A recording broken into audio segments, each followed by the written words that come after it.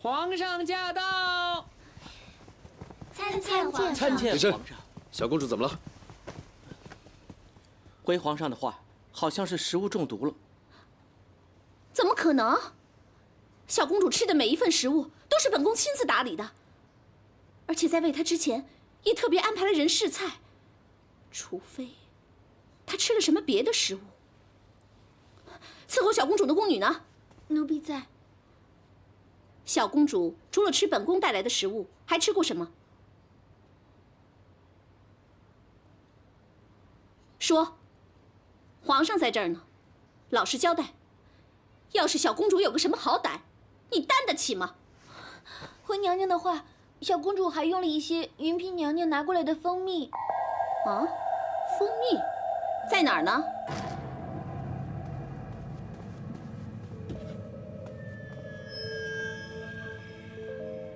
皇上，依臣妾看，问题肯定出在蜂蜜上，还请皇上马上派人检验才好。千贵人，皇上面前说话可得当心点儿，可不能无故含血喷人。本宫的蜂蜜怎么就会有毒了呢？要是没毒，姐姐干嘛怕验呢？你没做过，验一验又何妨？不过敢问千贵人，如果本宫的蜂蜜里面没有毒，又当如何？那你就告本宫污蔑你好了。这可是你说的。来人，验。这不必了。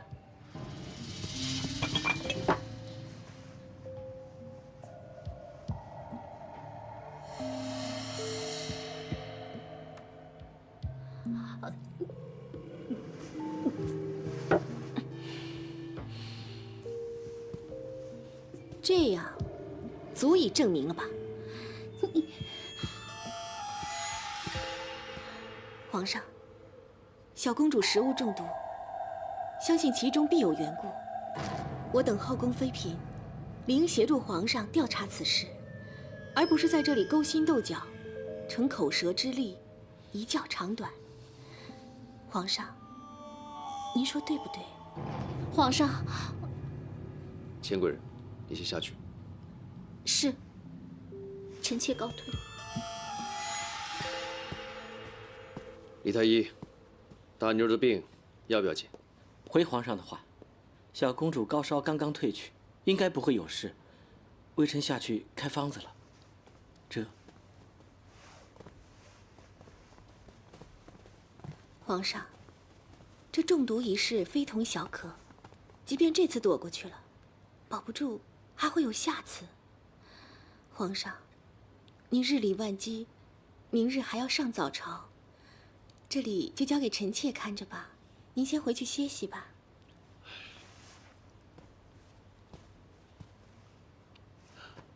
辛苦你了。这大妞的食物都是本宫一一检验的，怎么可能中毒呢？到底是哪个环节出了问题，让这个女人钻了空子？不行，本宫一定要把这个事情查个水落石出。本宫的手帕落下了，本宫要回去取，你们回长春宫等本宫。是娘娘。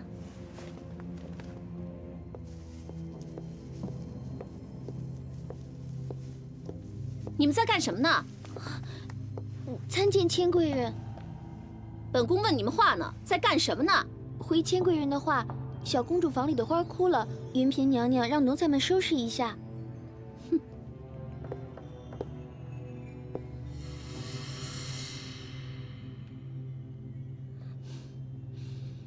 买个花草干什么鬼鬼祟祟的，真是上不了台面。滚！是。站住！刚才的事不许跟任何人讲。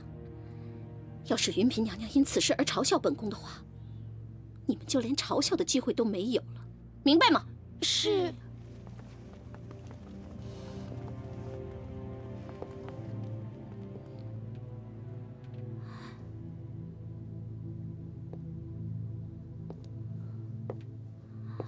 说是枯买的，可这花明明开得还很艳啊。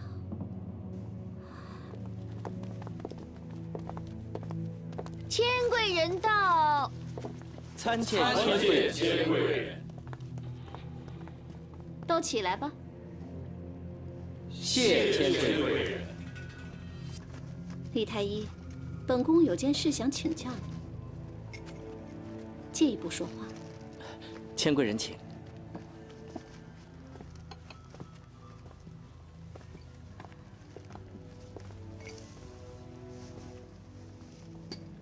你帮本宫看一下，这株花有什么蹊跷？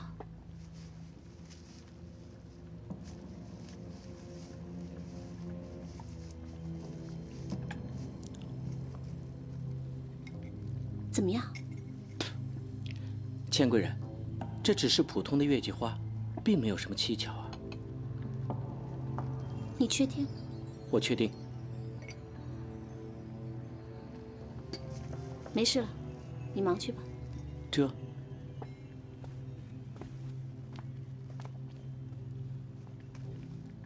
哎，千贵人，千贵人。李太医还有什么事吗？啊，这月季花虽然好看，但寝宫中不宜多放，它所散发出来的香味很容易使一些人感觉到胸闷不适、憋气和呼吸困难。皇阿玛，哎，乖，皇上吉祥。起来吧。大妞啊，每次见到皇阿玛，你都吓得发抖，现在为什么又不躲了呢？姨娘跟大妞说了，皇阿玛是最疼大妞的，所以大妞就不怕皇阿玛了。真的吗？嗯，来，看来你对大妞还真有一套啊。皇上，正好到饭点了，您就留下来陪大妞一块用膳吧。嗯。来人呐，把皇上爱吃的和小公主爱吃的都给我端上来。哎，是。这里怎么会有朕爱吃的东西呢？来，臣妾知道皇上疼小公主，会常常过来，所以就吩咐他们呀，把皇上平时爱吃的特色食物，冷的、热的、咸的、淡的，都准备了一些。嗯，你对朕真好。这是臣妾应该做的。来，臣妾参见皇上，云嫔姐姐。平身。谢皇上。你怎么来了？回皇上的话，云嫔姐姐呀，把小公主屋里的月季花都给埋了。恰巧，臣妾看见了。臣妾就心想啊，姐姐照顾小公主，每天都那么不辞辛劳，那臣妾是不是也应该做点什么呀？可是皇上，臣妾想来想去，什么都不会啊。后来呀，臣妾就让宫女把那些月季花都给救活了。来，把花拿上来。是。好漂亮的花呀！姐姐，你看，这花儿开得多艳呢。来，把花儿放在小公主边上。以后小公主看见啊，每天都会很开心的，是不是啊，大妞？嗯。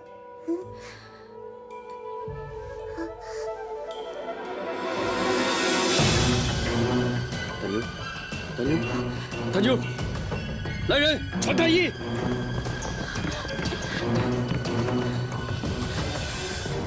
皇上，您不必担心，李太医臣妾已经带来了。传李太医。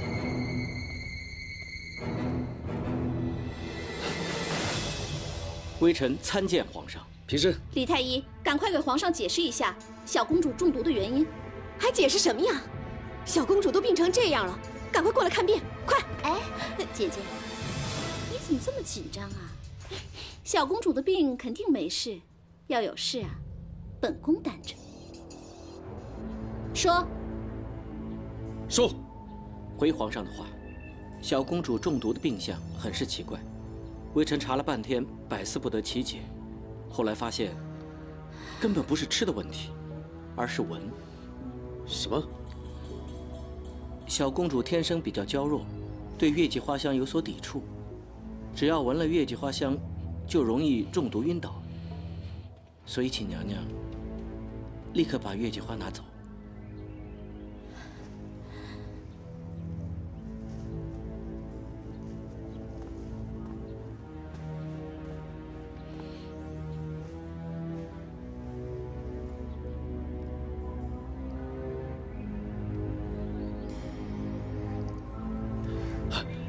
妈妈。大妞，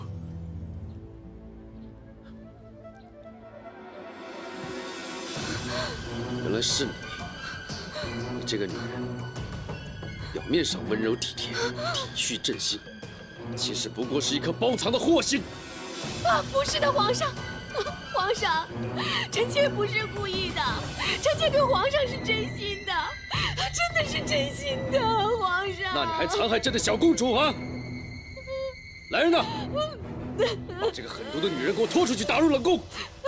没有朕的旨意，永远不准出来。皇上，皇上，不是的，皇上，你饶了我吧，皇上，饶了我吧。皇上，您别生气了，这样的女人根本不值得您为她伤心，啊！别碰朕！你以为你比她好多少？你是怎么发现月季花的？你又是怎么一击即中的？那是因为你步步为营，勾心斗角。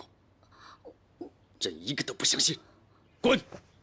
滚出去！皇上，不然的话，跟云嫔一起处置。是。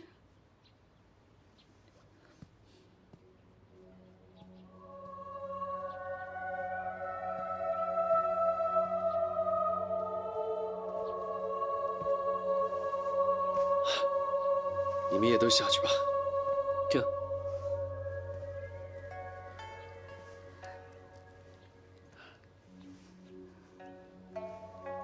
大妞，你要记住了，在这个世界上，不要相信任何人。嗯。只剩下我们父女俩相依为命了。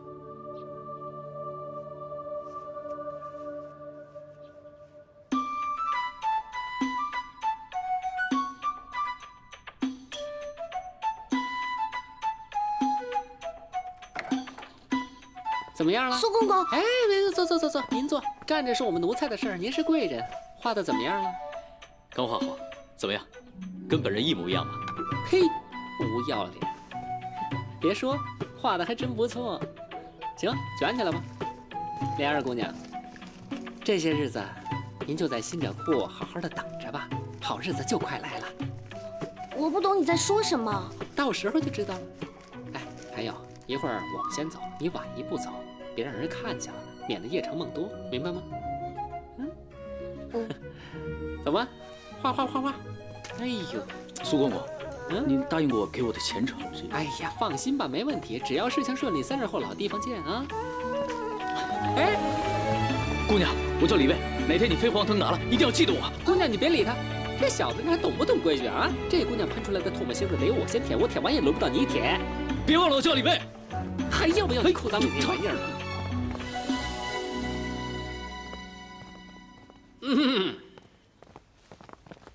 苏公公吉祥。这儿已经够干净了，你们在这儿装模作样的给谁看呢？去，把外面的犄角旮旯都扫一扫。本公公瞧见好多灰都掩在看不见的地方了。这要是呛着皇上，你们就是有10个脑袋都不够砍的，明白了吗？是。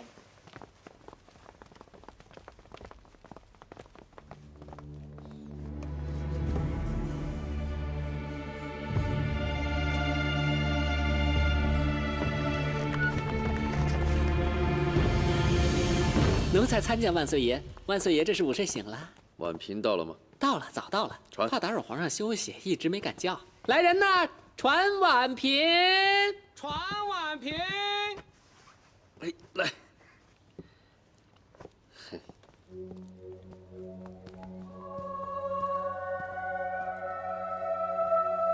臣妾参见皇上。额娘，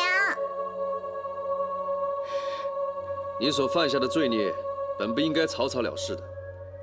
看在大妞年纪尚小，需要母亲的份上，朕网开一面，让你重见天日。希望你以后能够恪守妇道，好好的照顾她，千万不要再兴风作浪了。如果再出什么差错，朕就算有一颗慈悲怜悯的心，也帮不了你。臣妾多谢皇上恩典。去，去你额娘那儿。额娘，大妞，大妞，额娘，我的女儿，大妞。这回算是给你一个教训，很多东西，当你握在手上的时候，你不珍惜，要珍惜的时候就来不及了。回去好好想想，想明白了，日子就好过了。臣妾明白了，一定回去面壁思过。去吧。臣妾跪安。走。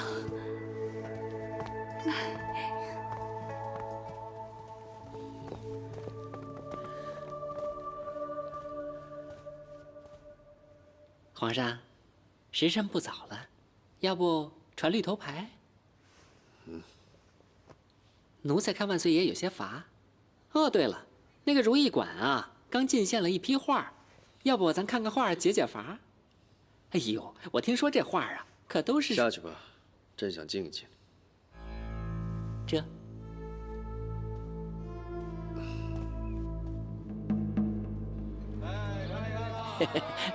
苏公公啊，今儿给您安排出《西厢记》，全是名角，一定合你胃口。哎，本公公今天心情不好啊，不想看那些个才子佳人。哎呦，换个大闹天宫热闹一下吧。是，小的立刻去办，立刻去办。哎，啊，别看我，你别看我。他，看这儿，看他怎么来了？哎呦，可不是嘛，天天来，说要让公公给他介绍个好前程。哎呀，赶都赶不走他呀。好前程？嗯，哎，我的好前程还没落听呢。这俗话说得好啊，心急他吃不了热豆腐。你这一着急，就容易把嘴儿给烫了。是，我立马赶他走，省得他再来烦公公。哎，等会儿，我自个儿系的扣还得自个儿解呀，不就是好前程吗？给他。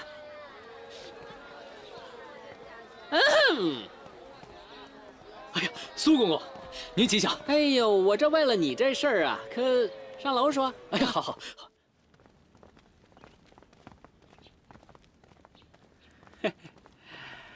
苏公公您吉祥，崔统领吉祥。李卫啊，这位就是崔统领，以后你就在他手下好好的做个3等侍卫吧。3等侍卫？哟，怎么着？还委屈你了？要不然你跟本公公到小刀流那儿，把你那小宝贝儿给咔嚓了，进宫跟着本公公做个太监。李卫啊，我答应过给你前程，可我没答应过给你什么样的前程。像什么状元啊、探花啊，我只是个奴才，我没那么大本事。就这3等侍卫，我还是向人家崔统领求来的。哎，不敢当。哎，崔统领啊，这小子心气儿太高，你可千万别碍着我的面子让他过舒坦了。你得好好的磨磨他，得让他知道，在这世上讨生活是多么的不容易。这，小子，好好干，祝你出人头地。哎呀，全是灰呀！苏培盛，咱们走着瞧。看什么看？干活去！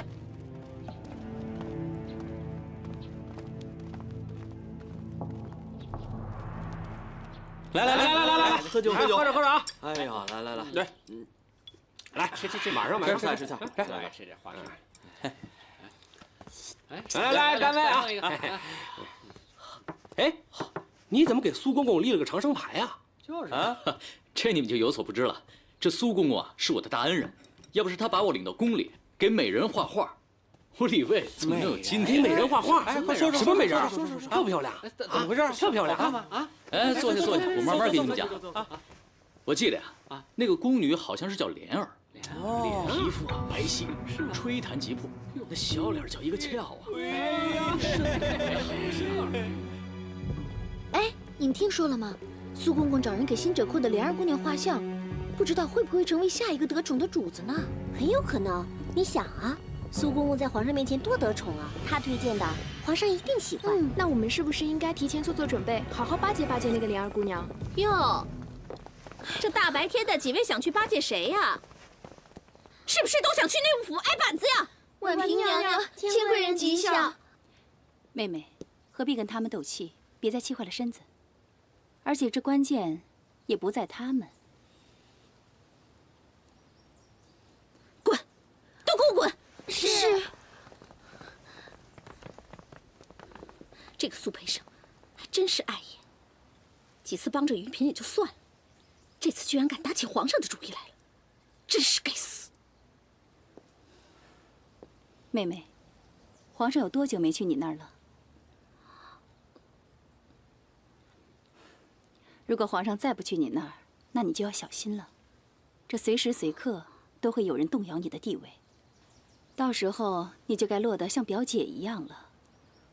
红颜未老恩先断，协议熏笼，做到明了。不会的，我不会让这种事情发生的。表姐，求求你告诉我，我该怎么办呢？别急。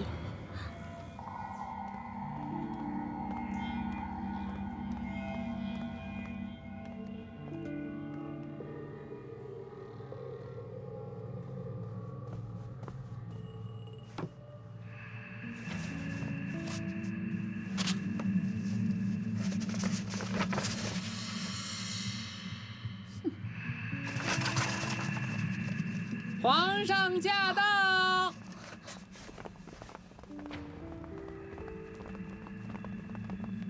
江南乱党谣传一案总算是肃清了，以后再也不会有乱党胡说八道，真是高兴啊！皇上高兴，奴才瞧着也开心。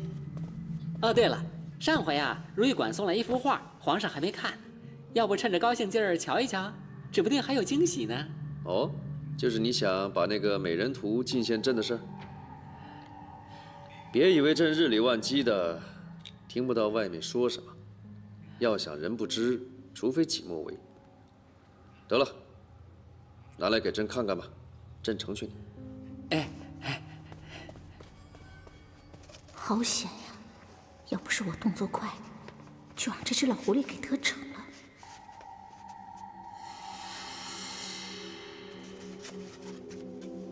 看来朕是冤枉你了。奴才被冤枉惯了。好了好了，回头赏你就是了。传膳吧。这。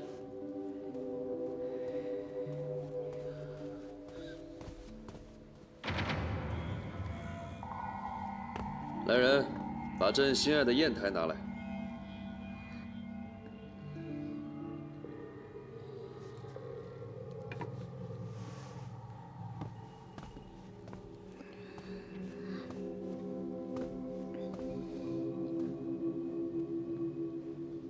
你不是养心殿的人，你是谁？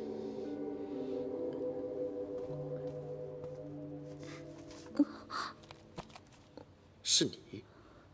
皇上，你扮成这个样子，成何体统？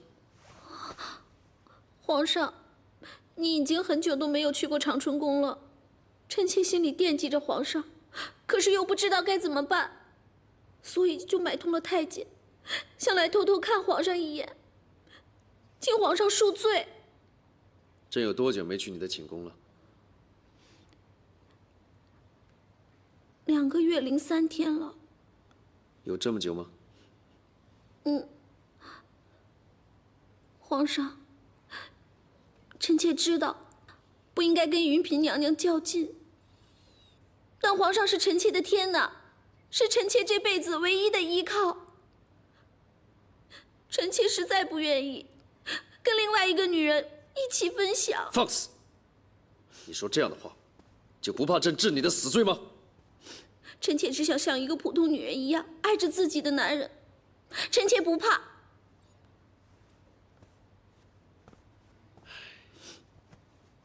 你先起来。年纪轻轻的，想的也简单。这世上的事情哪有你想的那么容易？好了，你先回去，朕晚点过去看你。皇上说话算话。君无戏言。那臣妾就拿着皇上的玉佩在长春宫恭候了，等皇上来了再把玉佩取回去，好吗？行，去吧。谢皇上。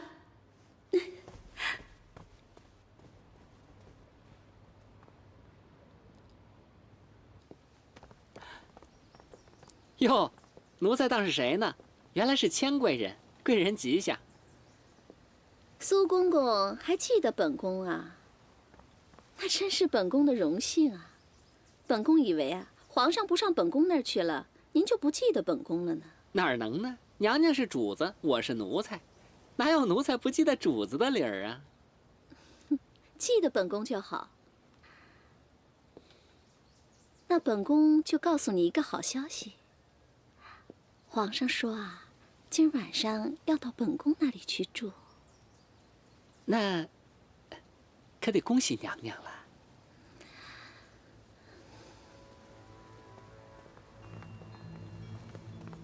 可是本宫宫里啊，没什么好吃的，这御膳房的东西呢，皇上也都吃腻了，本宫都不知道该怎么办了。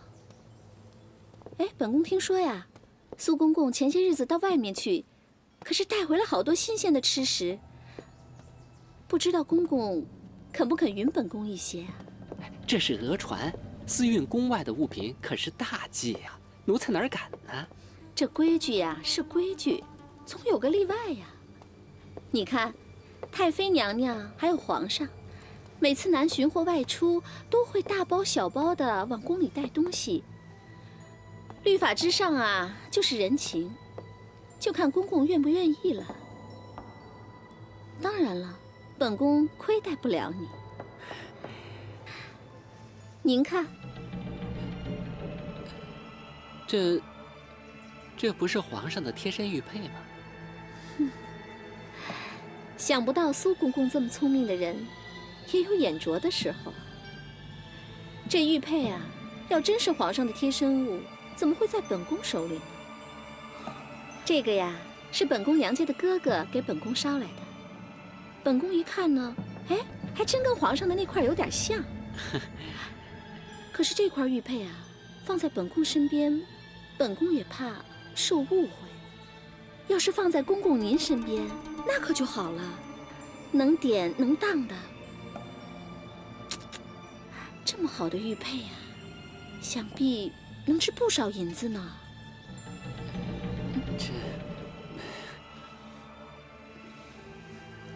苏公公，如今本宫啊又再获圣宠，这身边啊也着实需要有人依靠。是。要是公公愿意帮本宫的话，本宫飞黄腾达了，也忘不了你呀。蒙娘娘看得起奴才，奴才必定是鞠躬尽瘁，死而后已。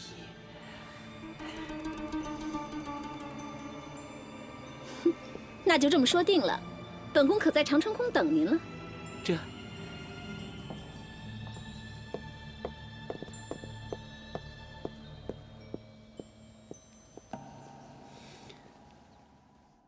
到底上哪儿去了？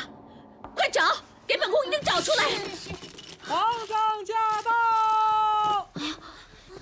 皇上吉祥。平身。皇上，皇上，臣妾有罪，臣妾没有能看好皇上的玉佩，把皇上的玉佩给弄丢了。哼，来，起来，起来。臣妾一回宫，就把玉佩收在盒子里了。可是刚才打开一看，玉佩已经不见了。臣妾辜负了皇上的圣恩，没脸再见皇上，不想活。哎，一块玉佩而已啊，身外之物，你这是何苦呢？来，过来坐。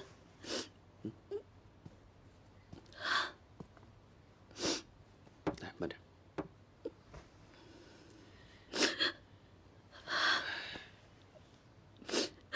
皇上，臣妾对不住您。好了，其实也不是什么大不了的事儿，皇宫也不大，要想找一件东西也不是很难嘛。哎，对了，过了晌午，谁来过？这……哎呦，苏公公，您吉祥吉祥！哎，对了，你小子行啊，四处说我的闲话，是嫌我活得太舒坦了是不是？苏公公，我哪敢啊！我是感激您，感激您。感激要放在心里头，不能挂在嘴边上，挂嘴边上就不值钱了。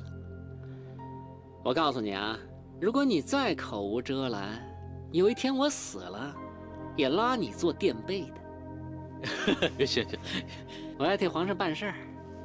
公公您慢走，慢走啊！哎，苏公公，等等。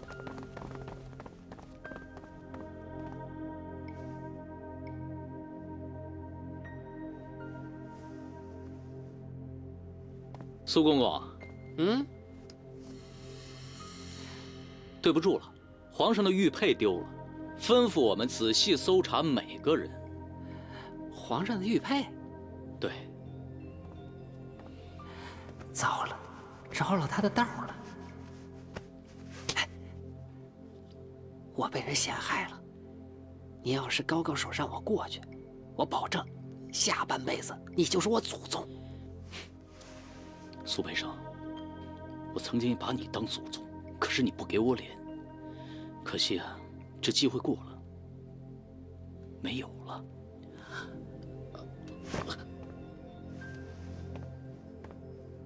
这儿有一块玉佩，就是不知道是不是皇上的。是，正是。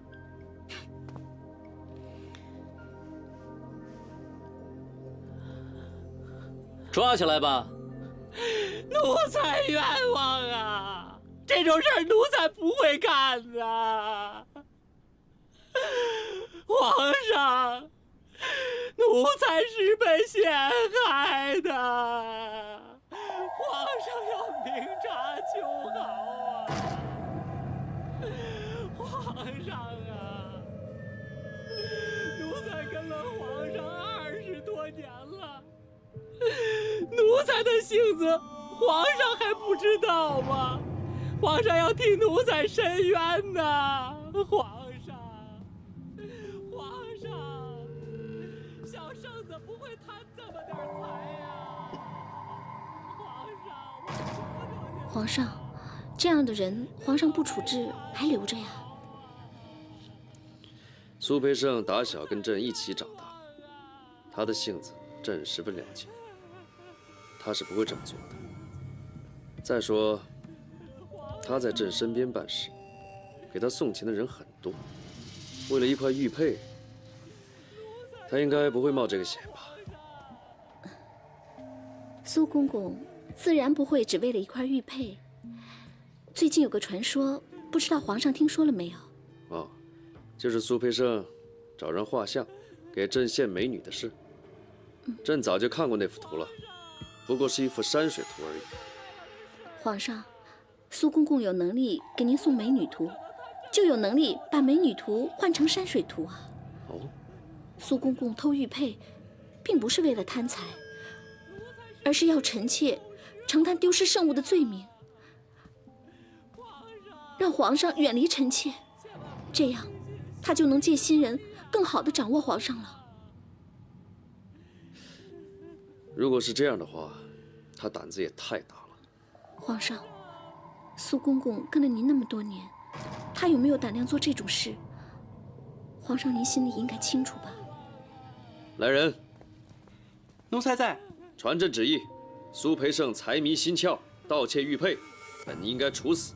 念他和朕从小一起长大，特网开一面，让他去御茶房做个小太监吧。这。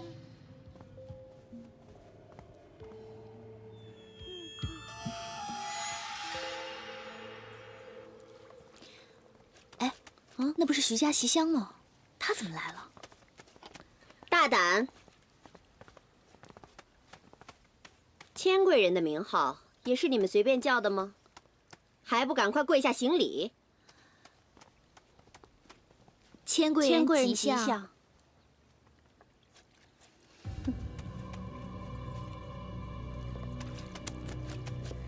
真是国色天香，我见犹怜。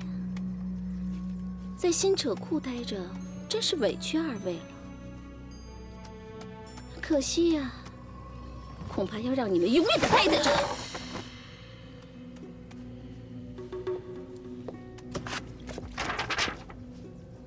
本宫警告你，不该你妄想的，你最好别妄想，否则你连新者库都待不下去了。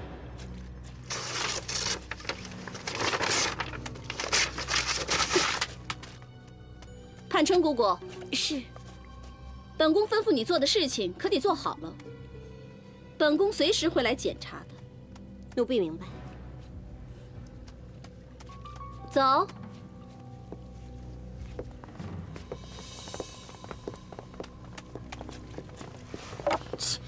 真是，他有什么了不起的？不就仗着皇上现在喜欢他吗？我是没机会，我要是有机会，肯定比他强。住嘴！手里的活都干不完，还有时间在这里诽谤娘娘？小心拖出去砍脑袋！咱们干活去吧。等等，你们两个今天不用在这干活了，一会儿跟我一起去冰库，拿一点新鲜的水果，准备给各宫送去。是。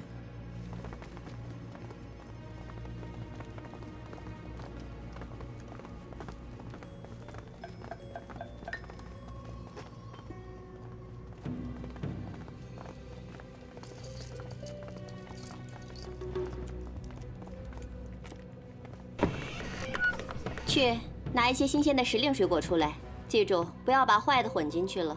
是。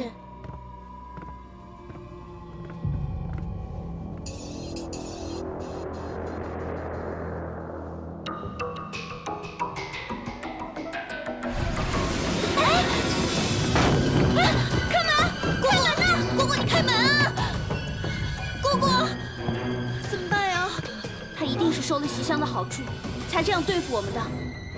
这个门这么厚，我们再怎么喊，外面也是听不见的。这里好冷，这样我们一定会冻死的。怎么办呀，莲儿？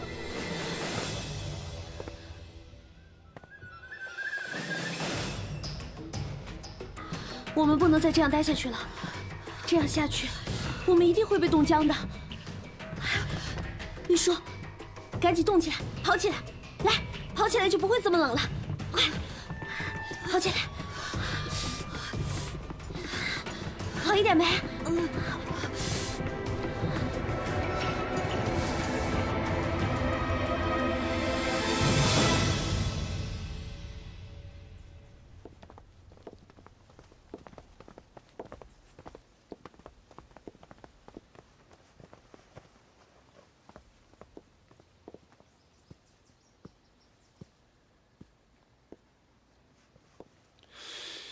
我不是跟你说过了吗？额娘，儿臣给额娘请安。啊，平身，就想来看看你，你也不到宫里去，所以只能来找你。还在生额娘的气啊？没有，没有。你呀，嘴里说没有，可心里头肯定是有的。老十七，额娘所做的一切，都是为了你好，明白吗？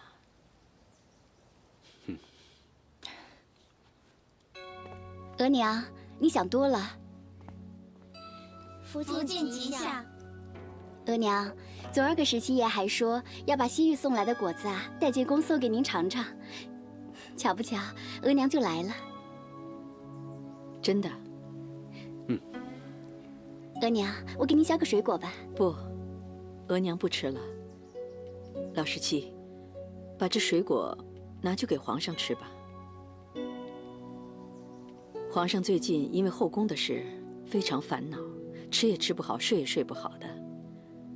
皇后呢，又是个没主见的主，而本宫跟皇上之间又……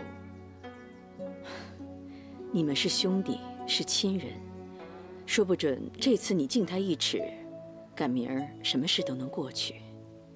额娘，既然是亲人，为什么还要这么累？随心而动不是很好吗？人呐，活在世上，难免是要做些表面功夫的。每个人的思想不同，做事的方式也会有所不同，难免会产生一些矛盾和误会。要解决这些矛盾和误会，最好的方式就是要多见面，多沟通。你明白吗？我明白了，儿臣都听额娘的。